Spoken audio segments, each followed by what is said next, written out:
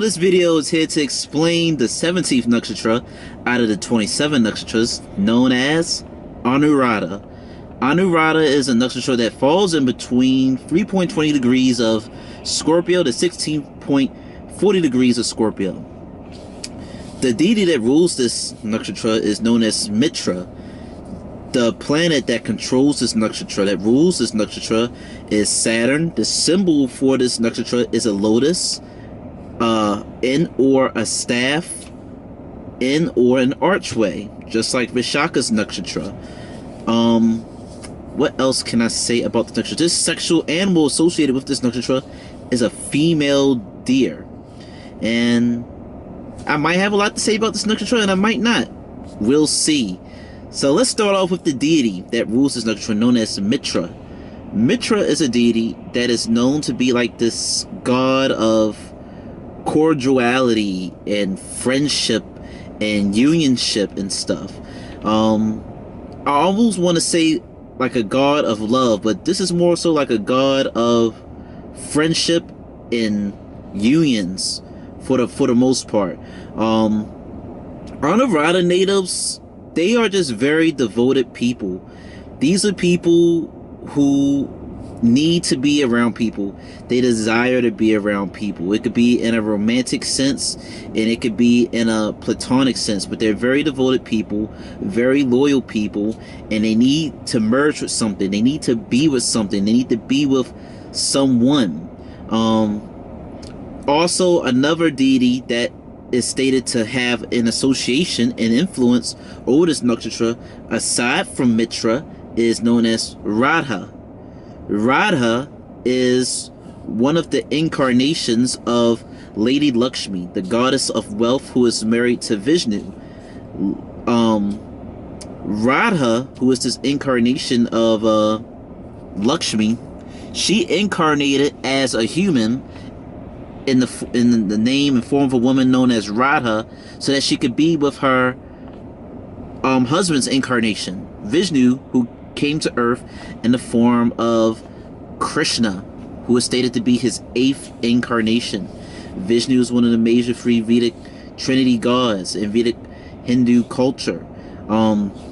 He is known as the preserver, the sustainer. He reincarnates on earth to sort of restore balance to the world or into the universe, to balance things and preserve things.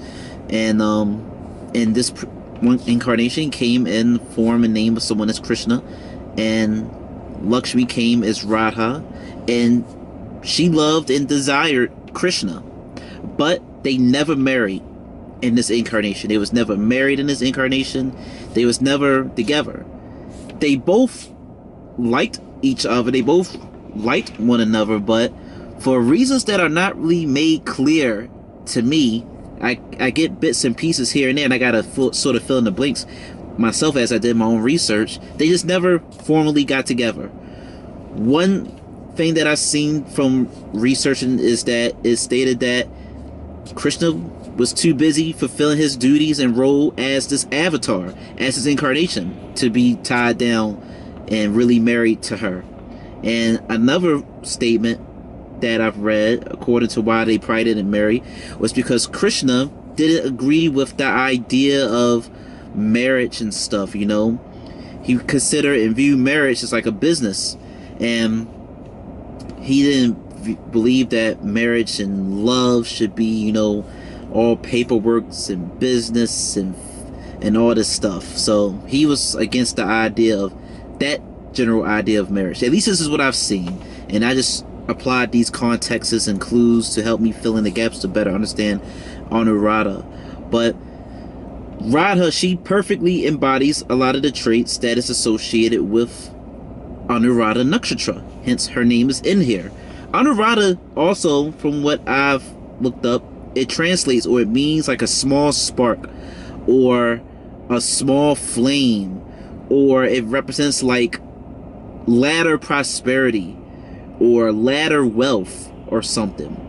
But not only does the devotion in Anuradha nakshatra goes just on a romantic or platonic level, but it also goes on a spiritual and divine level. because you see Radha loved and wanted and desired Krishna, but she could never be with him the way that she wanted to. Krishna is the incarnation of Vishnu. Vishnu is this very divine, spiritual, mystical, cosmic deity. So she had a desire to not only be with this guy romantically, but to just be with him spiritually. So you could see that Anuradha natives could just have this unquenchable thirst and desire for spiritual knowledge. And if not knowledge, that thirst and desire can just be for knowledge in general, because everyone's not going to be spiritual. So I can't keep, giving these things in a spiritual sense, but these people could just have great research, intellectual capabilities, because they'll have this thirst and desire to want to learn or find the truth, or whatever the truth is. And these people can just have this thirst and desire to just really get intimate with a partner, and not just sexually intimate with someone, psychologically intimate, because Scorpio comes from the 8th house, and Scorpio is a real, and Scorpio in 8th house deals with psychological issues, psychological transformation, events that can cause psychological changes like death and stuff. So Anuradha natives, they want to merge and bond with people romantically, platonically, on a spiritual and mental level. They want to get real intimate with you. But also, we got to remember that the sexual animal of this is a deer. So that's one thing I forgot. Since the sexual animal of this is a female deer, you will see Anuradha natives, they'll have this big, mesmerizing, sexy eyes. Them and Jyeshtha nakshatra, which is the nakshatra that comes after Anuradha, they both got deers as their sexual animals. Hence, this is why you might see stereotypically, or hear stereotypically, that Scorpio placements have these mesmerizing eyes. Well, if you look at the sexual animal that's associated with Anuradha and Jyeshtha, at least, because Vishaka doesn't have this, you see that Anuradha and Jyeshtha, they got deer animals as their sexual animals, and deer's got these big eyes. So you see those big, sexy, mesmerizing eyes that Scorpio placements are known to have. You would see that with Anuradha. But also, like I said, back to the deer. The deer is, it's stated the deer is an animal that's associated and stated to be the ride, the form of transportation for the moon spirit Chandra. What do we know about Chandra, the moon spirit? The moon is a planetary body, a luminary, that stays in a nakshatra for a day. Every day goes in a new nakshatra. Every 2.5 days it goes into a new sign. The moon is very fickle. So the deer is a representation of this very fickle mind. It bounces around a lot. It's very fickle. But more so, the point that I'm trying to make here is that it is stated that in Vishnu's 7th incarnation as Lord Ram, he was with his wife Sita, who is also an incarnation of Lakshmi. They got married in this incarnation, to my understanding, but in this incarnation of Lord Ram is before Krishna. But anyway, in this incarnation, he was with his wife Sita, and she seen this beautiful gold deer, and she wanted her husband to go and capture the deer. So he leaves his wife to go capture the deer, and come to find out, that deer wasn't a real deer. It was a demon who posed as a mesmerizing deer. And while the husband was away, the wife got captured. So what do you see with this? We see that Anuradha natives, they can be misled. They are susceptible to illusions, falling prey to traps. They can chase something that isn't real. They can chase something that isn't there. And this can lead them to get hurt. But we can see that this is part of their karma. This is part of, like, in a way, a part of their destiny. Especially since their nakshatra lord is Saturn. And Saturn represents karma. Saturn is a delivery guy. He's a messenger. He is just simply saying that, okay, because you did this in your past life, or because you did this, you must pay for this. Or because you dealt with this, we're going to reward you with this. Saturn is going to hold you accountable for actions that you have done. So we see that this is sort of like, like their karma. It's meant for them to sort of run into these issues. So Anuradha natives, they don't like being alone. and they could just have this huge thirst, like I said. And because they don't like being alone, they need to interact with people, they can end up making the wrong friends or settling for anybody to just be their friend. They just want to be with somebody, and this can spell disaster for romantic. They can chase someone and desire someone who they might think loves them, or what, and they might look at the person and think that person cares for them, or they think that person is love, or think that person is right for them. But you know, these people, they can get hypnotized by metaphorically chasing that gold deer, and that golden deer ends up trapping them. So these people who can end up really getting hurting themselves real bad by loving too hard, or by loving the wrong thing, thinking that what they see, thinking that all that glitters is gold, when really it isn't gold. You know, they just get fooled and trapped. And this can go for spiritual, in a spiritual sense.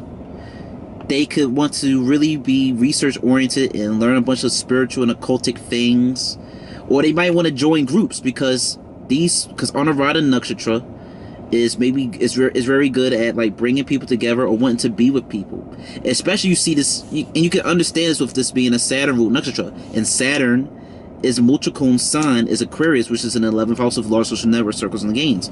So Anuradha natives, they love to be with people, and they can be good at bringing people together and stuff. And I forgot where I was just going with this. I got like the mind of a squirrel. But like I said, you know, they can chase and bond with the wrong people romantically and platonically and stuff. But these little negative tendencies and traits of Anuradha, they can improve and start to slowly fade away as you get older, because Saturn delays things. It doesn't deny stuff, it just delays things. So maybe around the Saturn return, or maybe by like 36, which is from what I've heard, or 34, 36, which is like what I've heard stated apparently of when, which is when Saturn matures. Around those time frames, as you just get older, you'll start to yield the positive benefits of Anuradha. Now I know what I was saying. I was saying that these people, they can get involved in like the wrong groups, even on a spiritual level. They can follow this religion, they can follow this cult, and or follow this group in this secret society. They want to be in it, and they think that this group or this secret society or whatever they join, this group chat or whatever, they think that this is it. This is who I need to be with. This is the type of people that I need to be with. They're going to give me the answer. They're going to give me the truth. They're going to give me what I'm looking for. And then they find out that these people don't have the truth that you're looking for. They don't have the answer that you're looking for. And it can end up hurting them. They can follow the wrong people, and it just ends up hurting them because they give it their all, and they be so devoted to it, and they just feel heartbroken and stuff. Now, this side of Scorpio all the Scorpio is very sexual. All the nakshatras are sexual. You see, Vishaka nakshatra is more masculine. They'll merge with people, work together with people in order to accomplish a goal. Anuradha is more feminine, or in a sense, sort of. Anuradha, they just desire unionship. They just desire partnership. There is no goal. They just want to be with someone, and they want to be with them on an intense, intimate level. So here's the story of Mitra. Mitra, the deity Mitra, it is stated that at one point had merged bodies infused with the deity known as Varuna. Varuna is the deity that rules and controls Shatabhishash nakshatra, which is a nakshatra that falls into Aquarius. But we'll get there when we get there.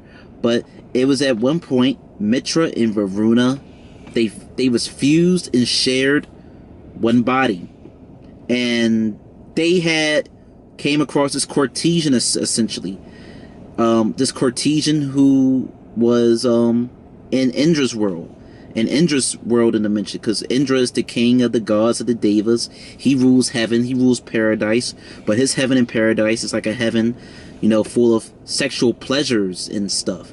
So, you know, I don't want to say like a brothel, but that's sort of like the idea that I get. But he has courtesans and beautiful people and women at his beck and call. So they caught the attention, this fusion of Mitra and Varuna, they caught the attention of this specific courtesan known as Urvasi. And she never had sex with a fusion of two gods or two deities before, so they went and had sex. But it was stated that Varuna was greedy. Varuna wanted more sex, and Mitra didn't want to have more sex. And Urvasi, she was sort of disgusted by how greedy, or just how he was coming off with how he wanted more sex from her, and she declined him, and instead she decided to have sex with Mitra. And it stated that still, some way, somehow, eventually Mitra and Varuna, they end up splitting and going back to their separate bodies after this dispute of Varuna wanting to have sex with her and Mitra not wanting to have sex. But eventually, somehow, Varuna ended up still ejaculating, it is stated, and she ended up feeling bad. Urvasi, this courtesan, ended up feeling bad that she left him unsatisfied, and then she ends up taking the sperm of Varuna and takes the sperm of Mitra and takes like one of her eggs and puts them into like this artificial womb essentially, and it created and gave birth to two great sages, one named Vashista and one named Agastya. So what do you see from this story? Well, you will see that from this story, very similar to Rashaka, that two deities fused at one point and came together. So you see that with the Rashaka, the nakshatra before this, it was the fusion of two deities coming together to accomplish a goal in the task, going to any great lengths to accomplish a goal and task. Almost like some Dragon Ball Z stuff with Goku and Vegeta fusing, if y'all are familiar with Dragon Ball Z, who might be watching this. Or with Anuradha, these people, the way they want to merge bodies through sex. So, for this side of Scorpio, these Anuradha natives, to really get to know someone, they want to know them spiritually, emotionally, psychologically, and they feel as though that like the best way to get to know that person is to just simply merge bodies with them, to just be with them, to merge two bodies together. So sex with them is very important. It's very, not just that I need to get that orgasm, but it's more so I want to know you. I want to break the ice. I want to get right to the point, know who you are, and see if I'm gonna like this, see if you're gonna like this, and go on about my day. This is why Scorpio can just be considered to be very sexual, at least particularly in this Anuradha side. Also, because I told you that little theme with them chasing this golden deer, this metaphor of the deer and stuff, and them attaching and bonding with the wrong people romantically, platonically, and spiritually, just following the wrong thing spiritually, you can see that an Anuradha native, they might become like an ascetic, or a nomad, or just this wandering person, or a renunciant, temporarily, because it's like, they might have, these people, because like I said, the energy of this really reflects Radha, who desired her lover Krishna, but she never was with him in the way that she wanted to. So it's the energy of Anuradha is like this desire, this thirst that you'll never like exactly quench. So these people can end up having a lot of sex because they can be having sex in search and hope of looking for something. They have sex with somebody, this was what I was looking for. That was what I was looking for. I don't know what I'm looking for. I'm not feeling fulfilled. I don't know what it is. This person isn't giving me what I'm looking for sexually. Or you go from friend group to friend group and you know what, these people are not giving me what I want. I don't feel satisfied. Or you can go and bump from romantic partners and be like, this person, I don't know what I want. Or this person, they just didn't fulfill me. Or I just don't feel like myself or fulfilled. Or you'll bounce from belief system to belief system. And you'll bounce around from majors to majors academically and be like, you know what? This isn't the truth. This isn't the knowledge that I thought that I was looking for. And they led me astray. Or, this just isn't it. And you know what? I'm tired of getting hurt. I'm tired of being disappointed, and you know, I might just take a break from having a bunch of meaningless sex, or I might just take a break from just being friends with everybody, or I might just take a break from my spiritual path. Or you just see them wandering around a lot, having a bunch of sex with people to try and find themselves, to try to find who they like, you know. So you can see some type of theme of wandering with these people, either sexually, either romantically, either platonically, or either academically or spiritually.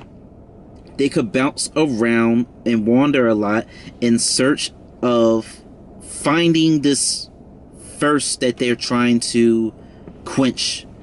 But these people, they always come back to their path eventually. They don't stay away and take a break from, you know what, I'm not going to be friends with this person. They don't take a break and just be completely done with the world or with sex or with religions forever. They take like a little break. Anuradha nakshatra is like the lotus, which is the symbol that is associated with them.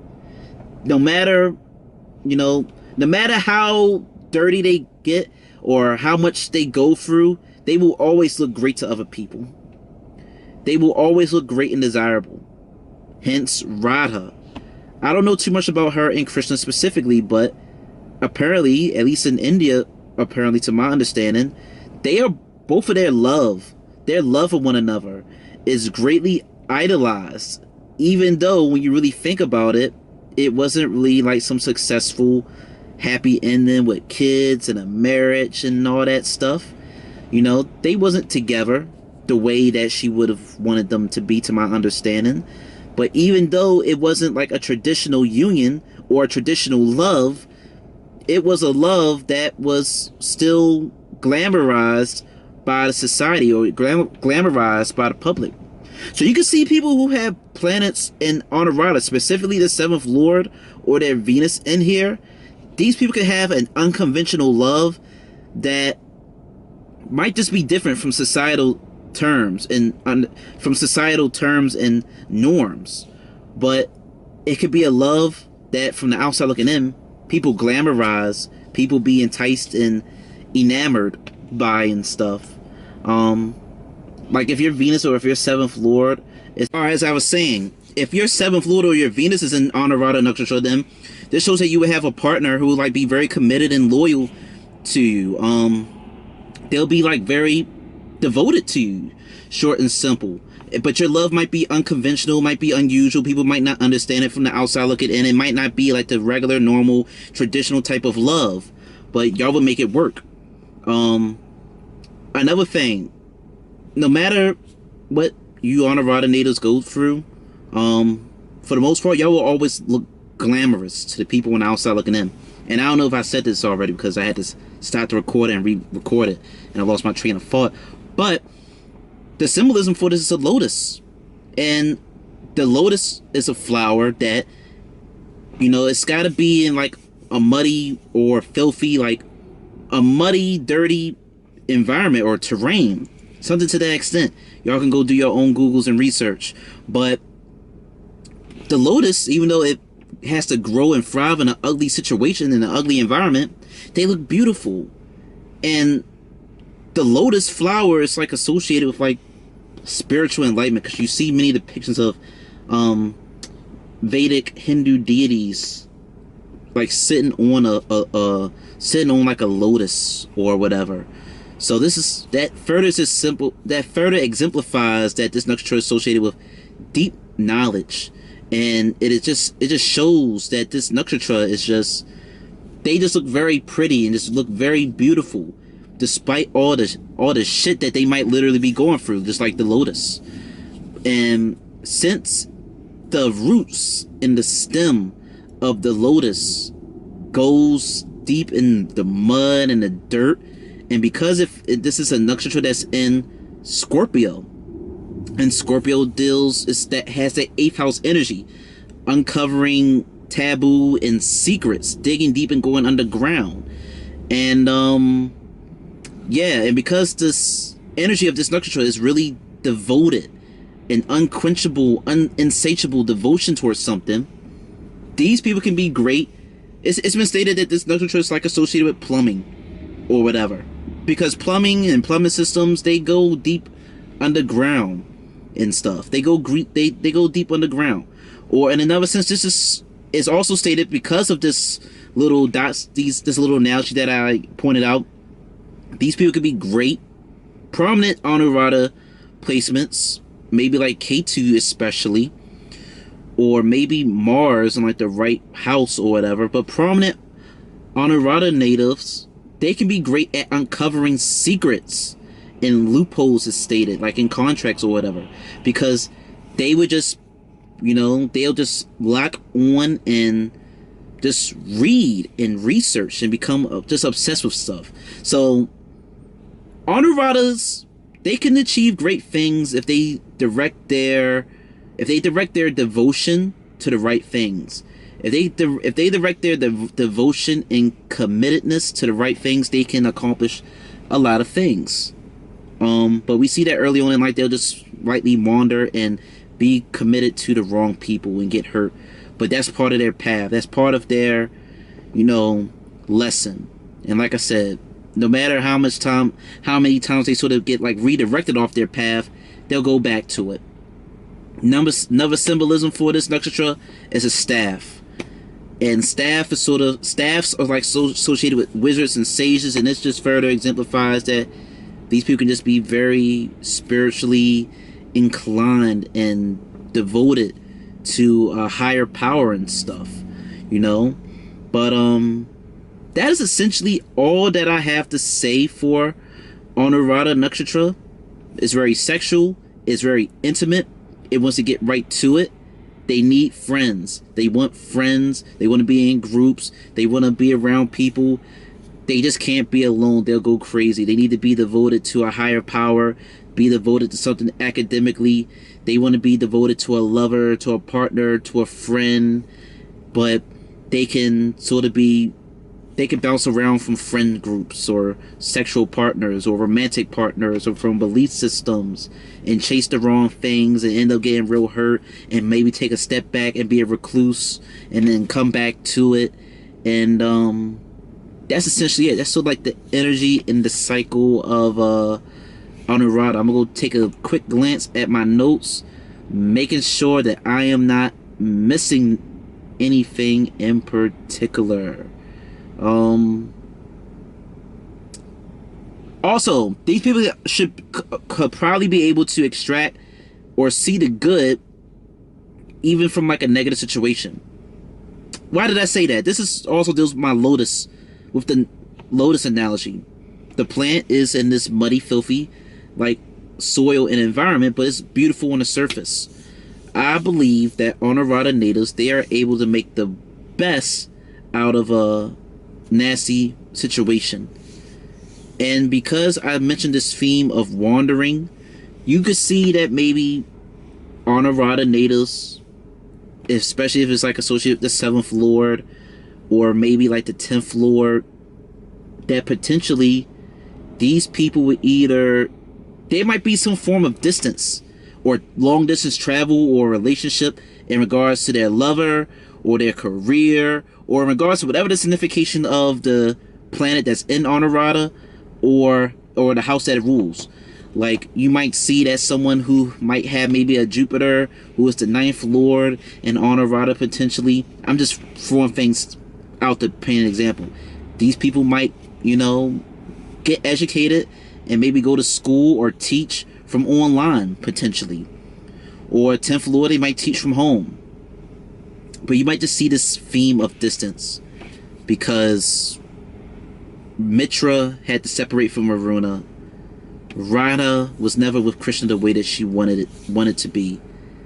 And you just see that distance. And Saturn just brings in delays and stuff. But yeah, that's all I have to say in regards to Anuradha nakshatra. Who just gave you great insight and clarity, understanding on what happens when you have planets in Anuradha nakshatra in your birth chart. And thank you for watching.